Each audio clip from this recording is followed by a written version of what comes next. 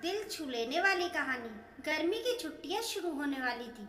ज्योति हर साल की तरह इस बार भी गर्मी की छुट्टियों में मायके पहुंचने की तैयारी कर रही थी।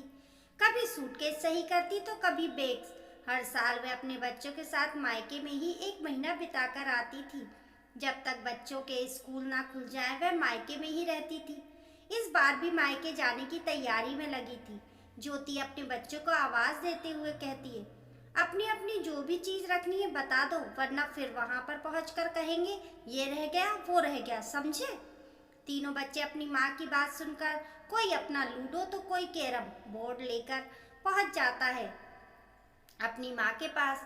ज्योति, अरे खिलौनों के अलावा भी बहुत कुछ होता है, हर वक्त बस खेलने का ध्यान रहता है।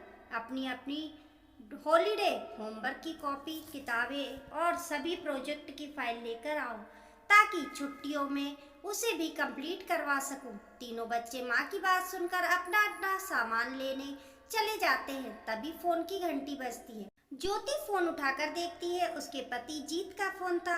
ज्योति, बताओ क्या कर रही हो। जीत, सुनो, तैयारी कर ली है क्या।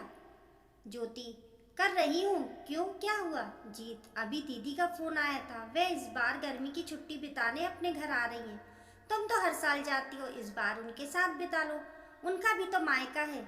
जब से शादी हुई आज तक वे कभी भी मायके में रहने नहीं आई हैं। ज्योति लंबी गहरी सांस भरते हुए, हाँ ये तो है, कब आ रही हैं और कितने दिन के लिए आ रही हैं। ज्योति ने एक सांस में दो सवाल जीत पर दाग दिए। जीत, इसी संडे को आ रही, यानी 5 दिन बाद। ठीक है, कहते हुए ज्योति ने फोन काट दिया। ज्योति की ननद उससे बड़ी थी, लेकिन उसकी ननद की शादी उसके बाद हुई थी। उसकी वजह थी कि ननद की शादी जिससे होने वाली थी वह विदेश में जॉब करते थे और वापस इंडिया आने की तैयारी में लगे थे, जिसके लिए 2-3 साल लग रहे थे। इस बीच ज्योति के परिवार वाले ज्योति और जीत की शादी करने का दबाव बना रहे थे। इस दबाव के चलते ननद ने भी ये कहकर उन लोगों की शादी करवा दी कि कम से कम कोई घर संभालने वाला तो आ जाएगा, घर में बूढ़ी माँ की सेवा के लिए कोई तो होगा। जीत के पिता बचपन में ही चल बसे थे। एक माँ ही और बड़ी बहन ही थी उनके जीवन में। माँ ने बहुत संघर्ष के साथ दोनों बच्चे पाले थे। अब दोनों ही पूरी तरह से सेटल हो चुके थे, बस शादी करना ही बाकी रह गया था। जीत की बड़ी बहन की सरकारी स्कूल में टीचर की जॉब थी और जीत बैंक में जॉब लग चुकी थी। बच्चों के पैरों पर खड़े होते ही जब जीत की माँ के हाथ पैरों ने जवाब दे दिया, बीमार रहने लगी।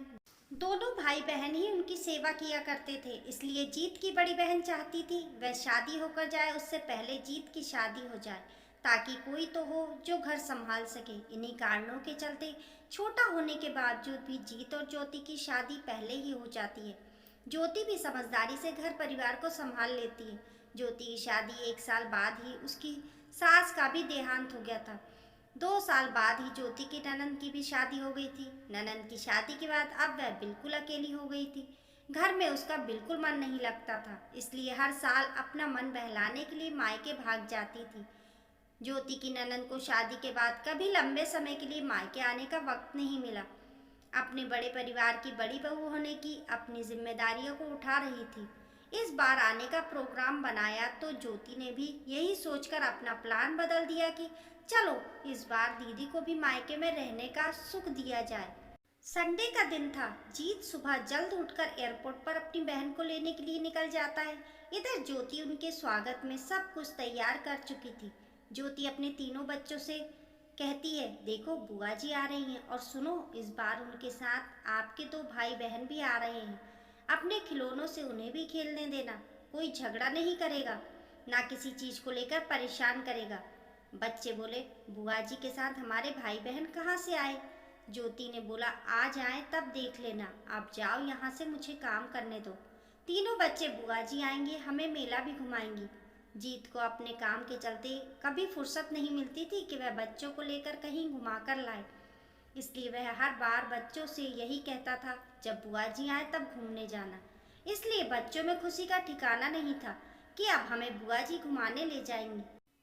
तभी बाहर खड़ी गाड़ी का हॉर्न बजता है। ज्योति खिड़की से झांकती है, देखती है जीत की ओर, देखते हुए आ रही हूँ कहते हुए गेट खोलती है।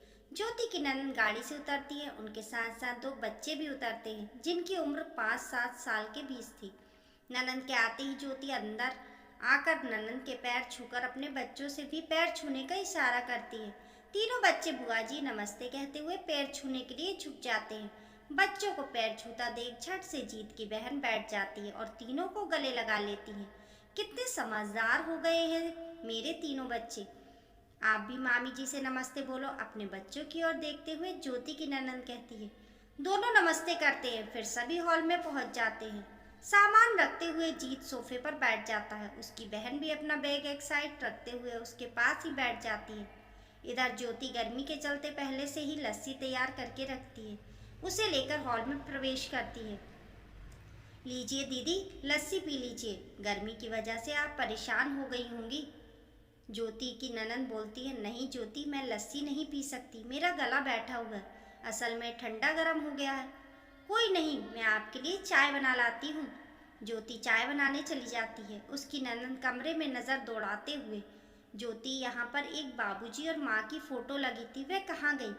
ज्योति ने कहा, दीदी वह खराब हो गई थी, इसलिए मैंने उसे हटाकर ये सीनरी लगा दी है, सही करवा लेती। त्योरियाँ चढ़ाते हुए भाई की ओर देखते हुए, क्यों जीत, तेरे पास इतना भी समय नहीं कि माँ और बाबूजी की फ़ोटो सही करवा लेता या दूसरी बनवा कर लगा देता?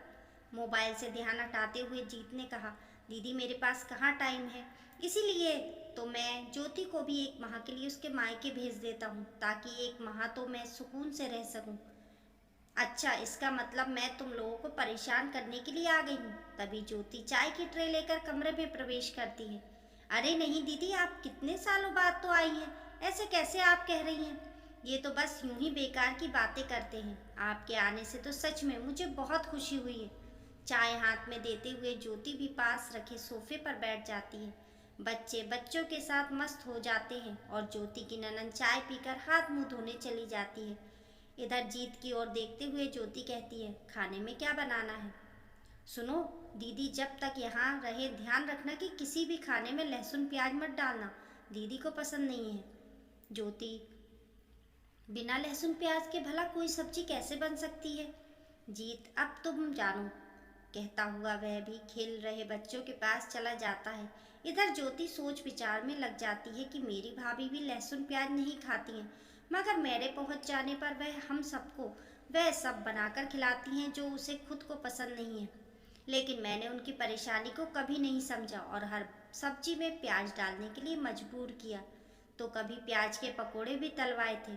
ये सब विचार कर रही थी कि उसकी ननंद कपड़े चेंज करके कमरे में आ जाती है। ननंद बोलती है, तो खाने में क्या बना रही हो? मुझे ज़्यादा भूख नहीं है, फिलहाल एक कप चाय और बना देते हो। मैं तो अब खाना सीधे शाम को ही खाऊंगी। हाँ, बच्चों को ज़रूर दाल चावल बनाकर खिला देना, क्योंकि गर्मी के दिनों में दोपहर में ये दोनों बस दाल चावल ही खाते हैं। ज्योति सुबह सब्जी पराठा बनाकर रख चुकी थी, मगर अब दीदी का इशारा दाल चावल की ओर था। ठीक है दीदी, कहते हुए वह चाय बनाने और दाल चावल चढ़ाने के लिए किचन की ओर चली जाती है।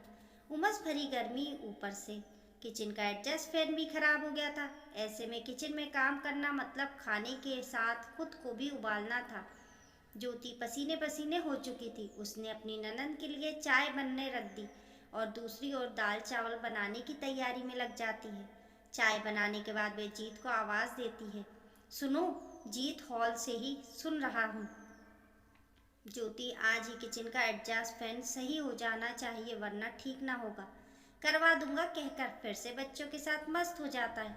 इधर गर्मी में ज्योति किचन में दाल चावल तैयार करती है, ननंद को चाय देती और फिर सभी को दाल चावल खिलाकर कुछ पल के लिए बैठी ही थी कि शाम के 4:30 बज चुके थे। ज्योति हॉल में आकर बैठती है कि जीत का एक मित्र मिलने आ जाता है।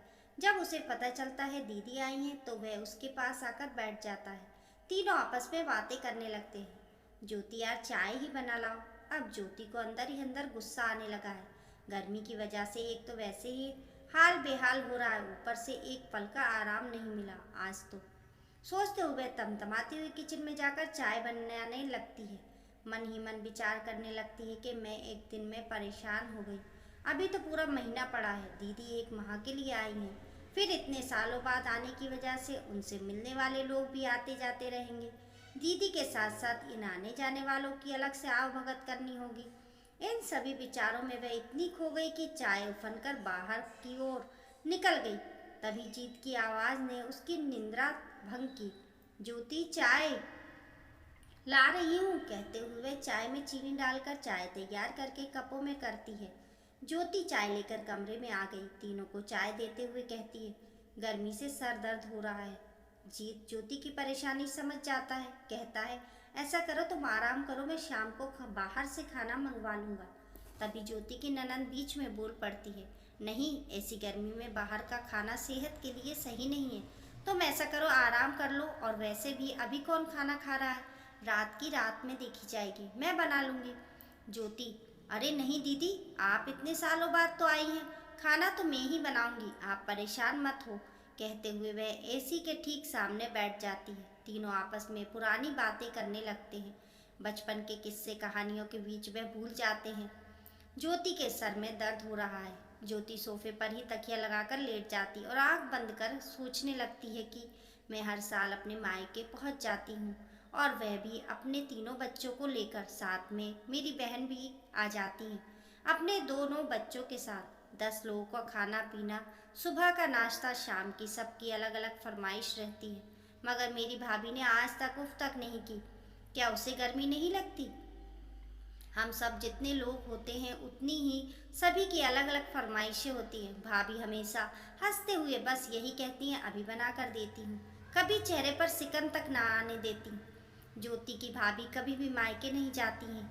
जब भी उनसे पूछा जाता है मायके के बारे में, ये कहकर टाल देती हैं, क्या रखा है मायके में, माँ से मायका होता है, माँ को मरे जमाना बीत गया, माँ के बिना मायके में अच्छा नहीं लगता, इसलिए मायके जाने का मन नहीं करता है। ज्योति को आज पहली बार अपनी भाभी की परेशानियों का एहसास हो रहा था। वे कितनी स्वार्थी हो गई थी। उसे आज तक अपनी भाभी की परेशानियों को क्यों महसूस नहीं किया। ऐसा विचार करते करते उसकी कब आँख लग गई, उसे पता ही नहीं चला। आँख खुली तो वह हड़बड़ाकर उठी। देखा रात के 9 बज चुके थे। हॉल में उसके सिवाय कोई नहीं था। बाहर आकर देखा तो बच्चे आराम से बैठे अपनी बुआ जी के बच्चों के साथ खाना खा रहे थे। ज्योति को देखते ही जीत ने कहा, अब सरदर्द कैसा है? ज्योति, आपने उठाया क्यों नहीं? इतना देर तक सोती रही और आज बच्चों ने भी मुझे नहीं जगाया। जीत ने कहा, जगाते कैसे? दीदी ने सभी को खास हिदायत जो दी थी, कोई शोर नहीं करेगा। सब के सब बाहर लॉन में ही खेल रहे थे। अब उनकी बुआ जी ने खाना भी बनाकर खिला दिया। ज्योति ने कहा, किचन की ओर देखते हुए, दीदी आप क्यों परेशान हो रही हो, मुझे क्यों नहीं जगाया? ज्योति की ननद ने कहा, मैं यहाँ पर सिर्फ आराम करने ही नहीं आई हूँ, आराम करवाने भी आई हूँ। कोई नहीं, अब तुम और जीत भी आ जाओ, तुम दोनों के लिए भी खाना लगा देती हूँ। गर्मा गर्म आलू के पराठे और बूंदी के रायते के साथ पुदीने की चटनी भी तैयार है। इतना सब कुछ आपने अकेले किया दीदी, अब आप खाइए, मैं बनाती हूँ। ज्योति कहते हुए किचन की सिंक में हाथ धोकर गैस के पास आ जाती है। तभी उसकी ननद कहती है, अब आज खा लो, सुबह मुझे खिला देना गर्मा गर्म। अरे दीदी, ये अच्छा नहीं लगता, आप खाना बनाए और मैं बैठकर खाऊं। आप दोनों भाई बहन बैठो, मैं बनाती हूँ। तभी ननद कहती है, जी नहीं, आप दोनों बैठो। कहते हुए ज्योति की ननद अब खाना लगाकर उसके सामने प्लेट कर चुकी थी। अब ज्योति अपनी ननद के आने के बाद कितने सालों बाद ससुराल में भी मायके जैसा कूल महसूस कर रही थी। उसकी आंखों में आंसू बह रहे थे। वह मन ही मन सोचने लगी कि मुझे ये ख्याल क्यों नहीं आया अपनी भाभी के लिए। क्या मेरा फर्ज नहीं था कि मैं भी उसे इस तरह से आराम दे सकती? सोचते हुए मन ही मन निश्चय किया, इस बार मैं भी दीदी की तरह से ही अपनी भाभी पर दुलार लुटाकर ही आऊंगी। ज्योति और जीत खाना खा रहे थे और उसकी दीदी गर्मा गर्म एक एक कर पराठे ला रही थी। ज्योति सच में आज पहली बार ननंद भाभी के रिश्ते को समझ सकी थी। दोस्तों, आप लोगों को आज की कहानी कैसी लगी हमें कमेंट करके ज़रूर बताइए। कहानी पसंद आने पर लाइक और शेयर करें। ऐसी ही अच्छी अच्छी कहानियों के लिए चैनल को सब्सक्राइब करना ना भूलें। मिलते हैं फिर एक नई कहानी के साथ, तब तक के लिए नमस्कार।